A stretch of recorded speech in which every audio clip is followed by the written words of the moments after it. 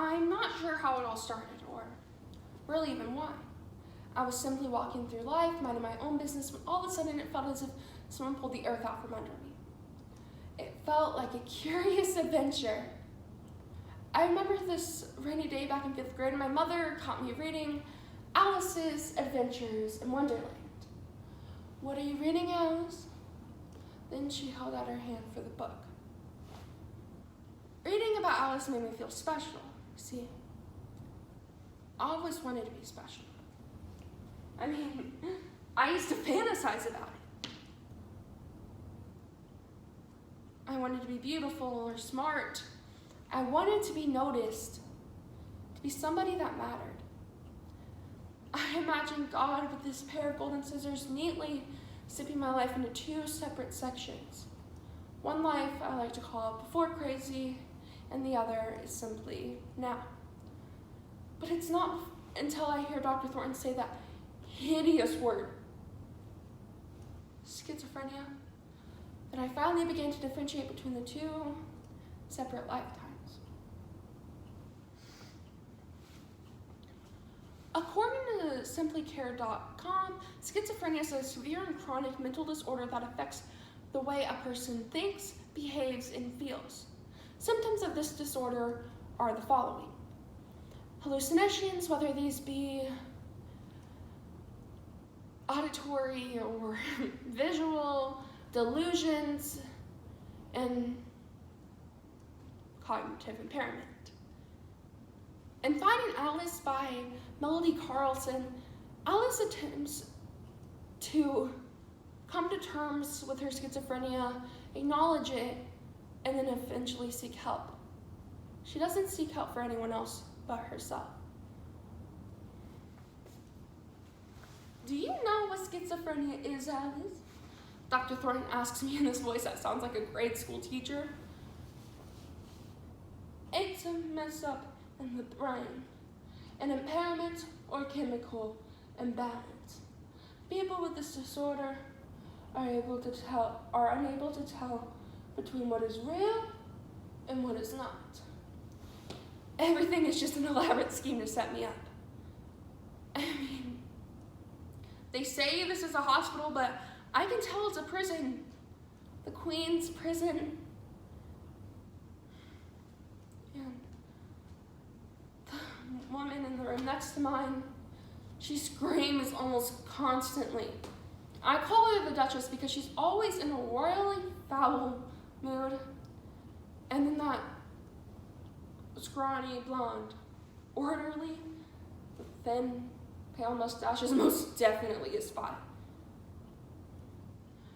And then all the patients here are sitting on sagging sofas or in wheelchairs, their heads hanging limp like discarded marionettes with their strings cut. And there's this door that I must go through, and it is called normal. They tell me to go through this door, they being my mother, the doctor, and the medical profession in general. And I remember the only way that Alice could fit through her tiny door was to take these pills that made her very, very small. I suppose that's what Dr. Thornton's pills are supposed to do for me. Make me very, very small, or in a word, normal. The one major thing I remember is my grandmother. She couldn't even recognize her own daughter. Do I want to end up like her? I mean, locked up and doped up and totally useless? No. There must be another way. And that's when I see it. The entrance door is cracked open. So I walk through it, and this time I don't even need a pill to make myself fit. Suddenly, I am outside.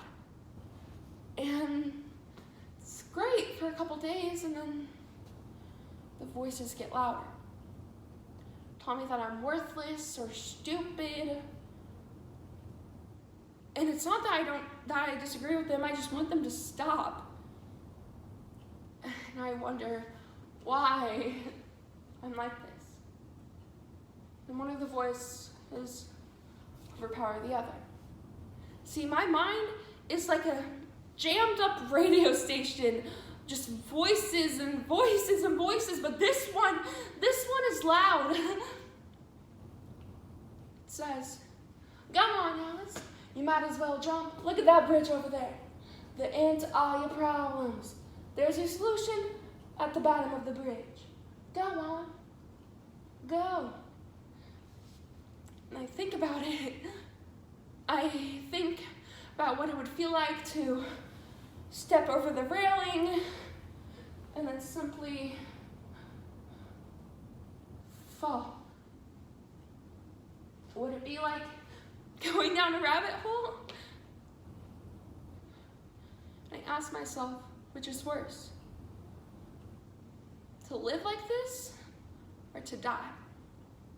And then there's this cat rubbing against my leg, so I pick it up and I can see all of the bones in its body.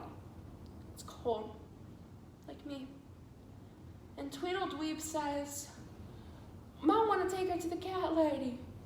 Fixes up cats all nice and good." I think I'm gonna call him Cheshire Cat. Cheshire for short. So me and Tweedledweeb walks what feels for miles and miles until we get to the door. "Go on, Alice.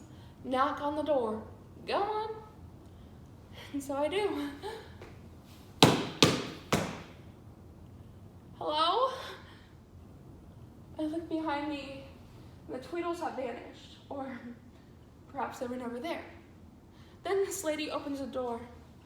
"Hello, darling. My name's Faye, but most people call me the cat lady. There are worse things to be called, you know. Yes, I know there are things like nutcase or loony or weirdo.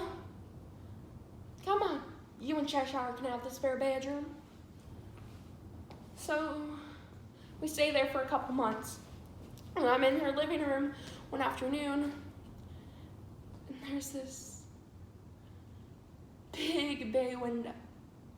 And I look out of it, and I realize that the world outside is different from my own. And I wonder if this is how Alice felt in Through the Looking Glass.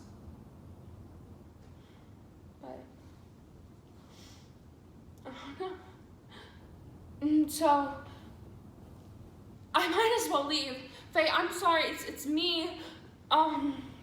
Your neighbors think I'm mad. I don't want them getting the wrong ideas, and I don't want them to come looking for me, and I don't want them to think that I'm a liar. It's just, what did I do to deserve this? Oh, honey, God doesn't punish us for sins. He forgives us for sinning. Now, I think that we're all a little mad. And that's why I think this will be best for you. The golden home. Just go in on your own free will. And Dr. Golden won't accept you unless he is sure that you want it. My own free will. I mean, how crazy is that? And so I go, and then later on I get really panicky. And I remember this technique that Dr. Golden taught me. It's controlled breathing. It's supposed to curb your anxiety. So I inhale slowly, then exhale. And all of a sudden, an overwhelming feeling of peace washes over me. And I've never felt peace. And you know, sometimes I stumble. Sometimes I need to hold my own hand. I've got this. I mean, everyone's a little mad. What's the point of being normal? I cannot live a merely normal life. It's just not possible for me. But I can be my own person.